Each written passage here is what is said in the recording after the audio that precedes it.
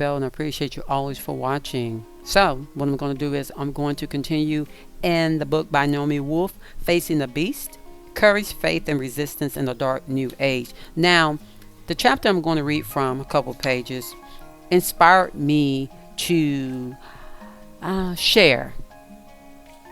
Chapter 4, Principalities and Powers.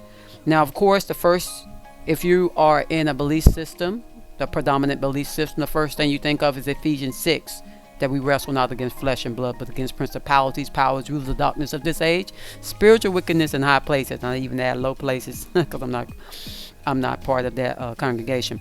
So, hear what Naomi says, and you will clearly see what principalities are and what powers are, or who they are. And you may be amazed to find out that it's not just spiritual matters, it's also physical beings. In the depths of the lockdown, she says, I spoke at a gathering for medical freedom advocates in a little community center in Hudson Valley, River Valley. I cherish this group of activists. They had steadfastly continued to gather, and they kept on gathering, undaunted, by joining their relaxed potluck dinners around unidentifiable but delicious salads and chewy homemade breads. I was able to remember what it meant to be part of a sane human community. Children played as normal, frolicking around and speaking and laughing and breathing freely, not suffocating in mass like little zombies, or warned by terrified adults to keep from touching other human children. Dogs were petted, neighbors spoke to one another at normal distance, without fear or phobias. Bands played much loved folk songs or cool little indie rock numbers they had written themselves, and no one, graceful or awkward, feared dancing. People sat on the house's steps, shoulder to shoulder, in human warmth, and chatted over glasses of wine or homemade cider. No one asked anyone personal medical questions. Meanwhile, what had been human community outside of that little group?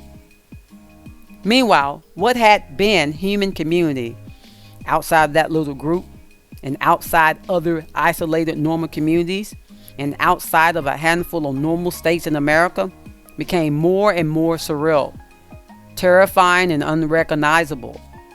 The rest of the world, at least on the progressive side of the United States, became increasingly cult-like and insular in its thinking. As the month started from March of 2020 passed, friends and colleagues of mine who were highly educated, who had been long life or lifelong critical thinkers, journalists, editors, researchers, doctors, philanthropists, teachers, psychologists, began to repeat only talking points from MSNBC and CNN, and soon overtly refused to look at any other source.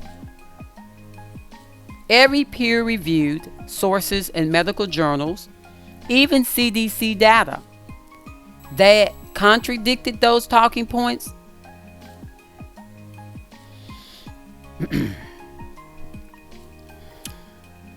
began to repeat only talking points from CS.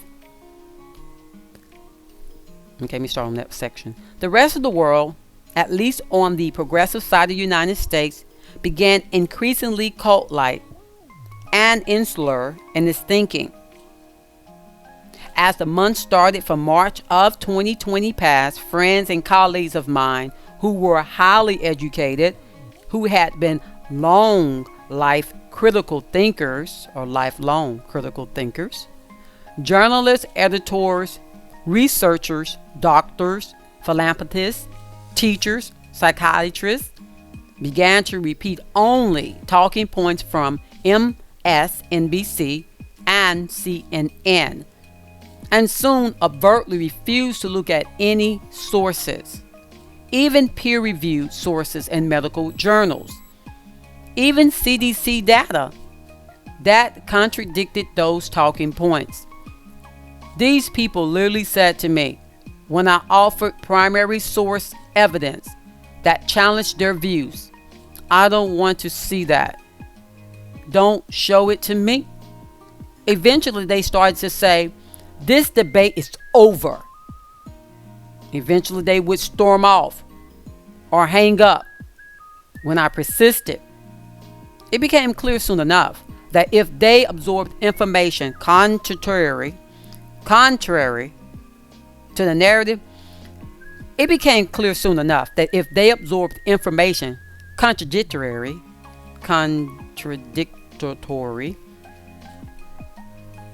it became clear enough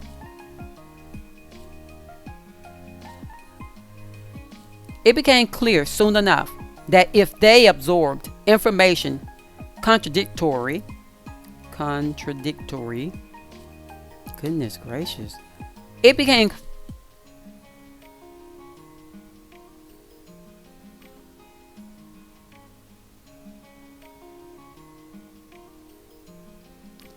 clear soon enough that if they absorbed information contradictory, blah. Last time. It became clear soon enough that if they absorbed information contradictory to the narrative, contradictory. Why can't I say dictory? It became clear soon enough that if they absorbed information contradictory to the narrative that was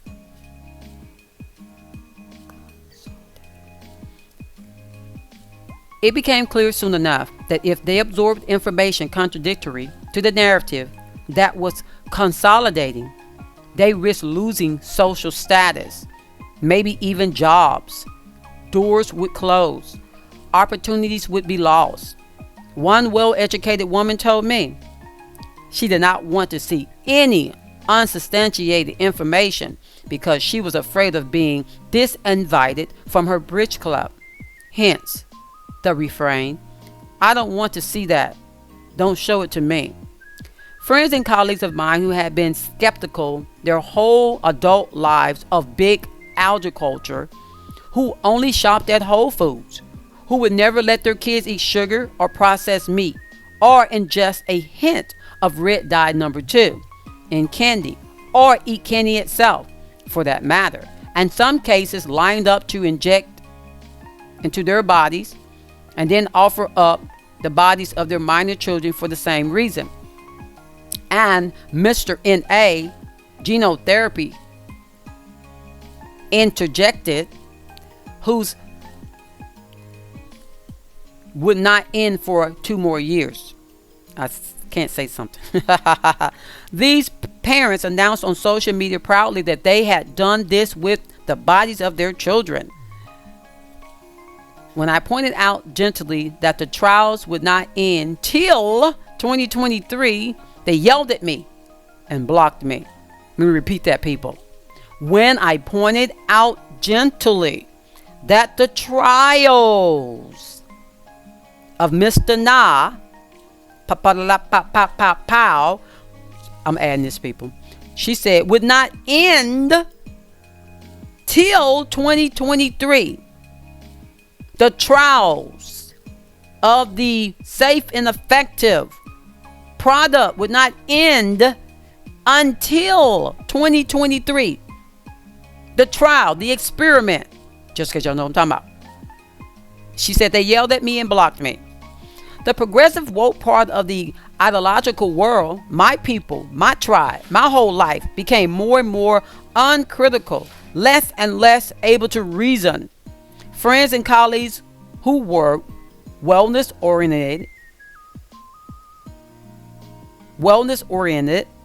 and who their whole adult lives had known the dangers of big pharma, and who would only use Burt's Bees on their babies' bottoms and sunscreen with no endocrine disrupting additives on themselves, line up to take an experimental gene therapy. Why not? and whose they crowded around, like the stone throwers of Shirley Jackson's short story, The Lottery. I read that in college as well. To lash out at and to shun anyone who raised the most basic questions about Big Pharma and its highly compensated spokesmodels. Their critical thinking, but worse, their entire knowledge based about that industry, seemed to be evaporated magically in the ether. Whole belief systems were abandoned painlessly overnight, as if these communities were in the grip of a collective hallucination, like the witch craze of the 15th to 17th centuries in Northern Europe. Intelligent, informed people suddenly saw things that were not there and were unable to see things that were before their eyes. Now, the reason why I'm reading this is because of principalities and powers. Now, if you haven't figured out who the principality and powers are, let me let you know. So, MSNBC, CNN, those are powers and principalities. The oligarch that runs these stations are part of the powers. Also, hallucinations, magical spells that come from pharma. Pharma is magic. So, when you use pharma, you're putting spells on people. So people say, no, that can't be true. There's no way that, there's just no way pharma could mean that. Okay, so we're going to look at pharma, an abstract noun meaning sorcery, magic, the practice of magic art. The concrete noun is pharmaca, whose primary meaning is poison. Its secondary meaning is magic potion. So, when you receive a gene therapy, or when you receive something that's said to be an experiment, is said to be on a trial for a few years, and you still take it because it's peer pressure through the television, through the media, peer pressure. You take it because of peer pressure. You take it because you don't want to lose a job. You take it because you won't be able to go in the store and buy and sell things.